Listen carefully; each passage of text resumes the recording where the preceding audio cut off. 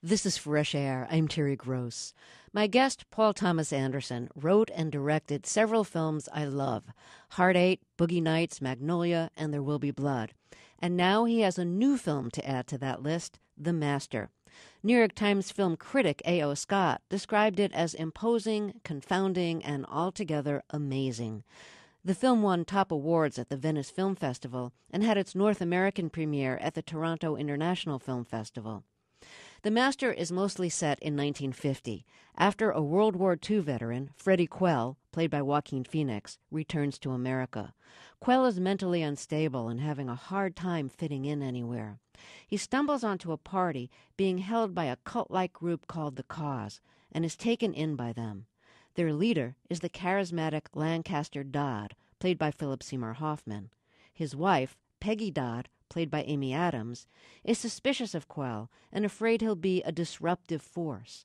But Lancaster Dodd welcomes the challenge of taming Freddie's animal instincts. Let's start with a scene from The Master. The members of The Cause are at a party where a skeptic challenges some of Lancaster Dodd's teachings, like his claims about reincarnation and how he can lead followers through their past lives through a technique he calls processing. I still find it difficult to see the proof with regards to past lives that your movement claims. Would you care to submit yourself to processing? Look through the telescope, as my friend said. Well, perhaps another time. You've also said that these cause methods, can cure leukemia, according to your book. And some forms of leukemia. In being able to access past lives, we are able to treat illnesses that may have started back thousands, even trillions of years. Trillions? With a T, sir. The Earth is not understood to be more than a few billion years old.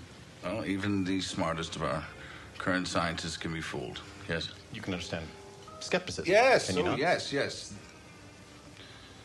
For without it, we'd be positives and no negatives. Therefore, zero charge. We must have it.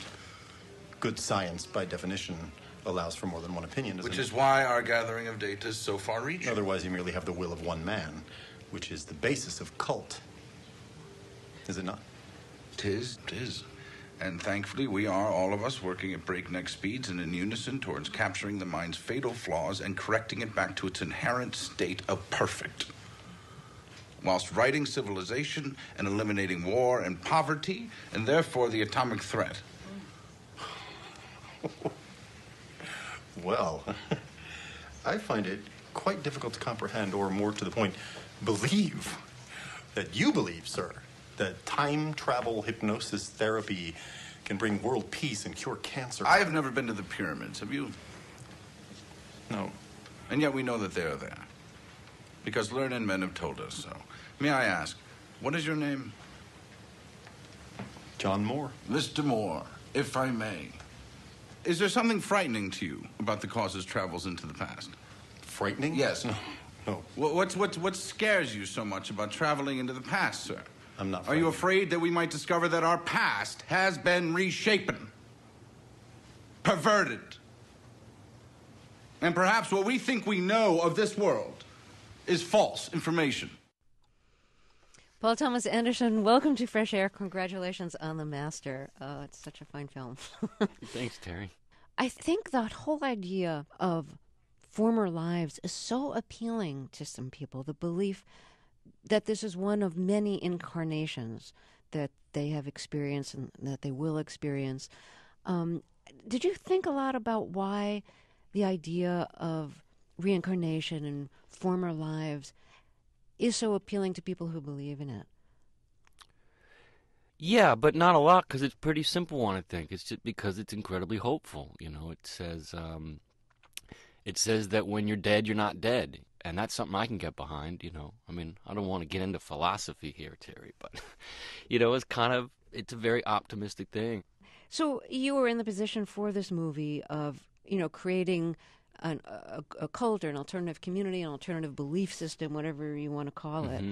And did you do like a lot of, you know, reading or research to see what real groups like that were like, not to copy them, but just to get an idea of some of the basic principles? Or Yeah, I mean, obviously, there's a lot's been made out of, you know, the kind of beginning point for what we're modeling off of was Dianetics, the early days of Dianetics, 1950.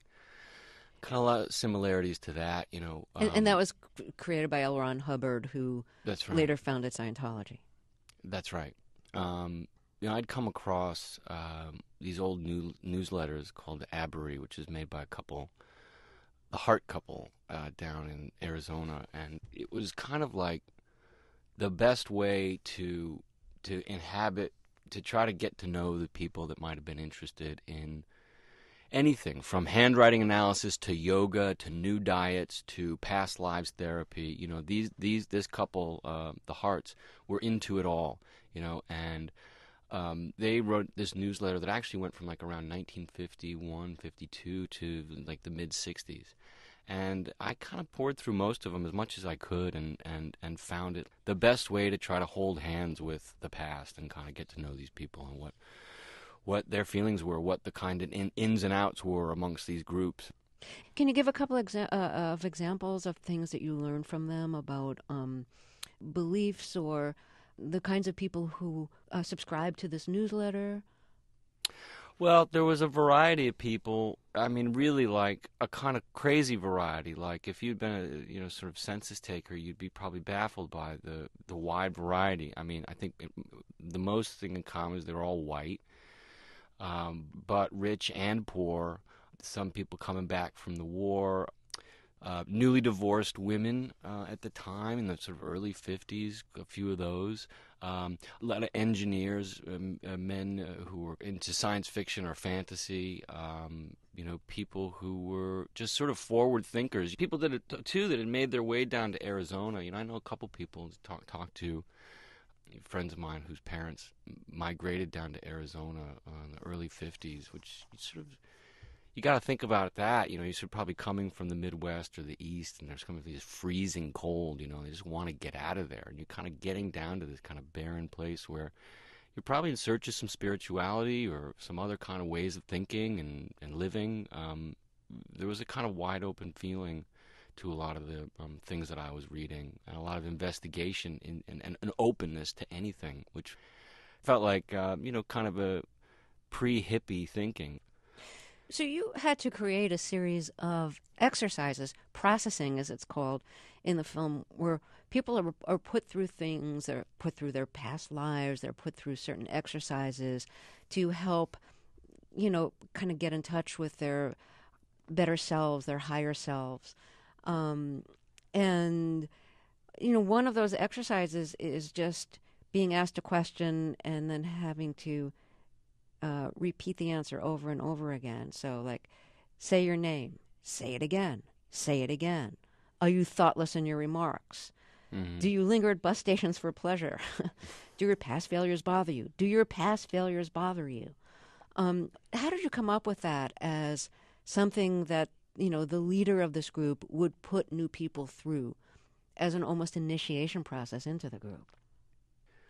Well, it's inspired by the actual questionnaire that's out there as it relates to Scientology, but I sort of changed it and switched it around. And I kind of came to that many, many years ago, and actually found it was a great way to just sort of start writing, forgetting any implications of making a film or a story about this. It was really just like kind of writer's block and sitting around. You sort of, the best way for me to start writing stories to get two characters talking to each other.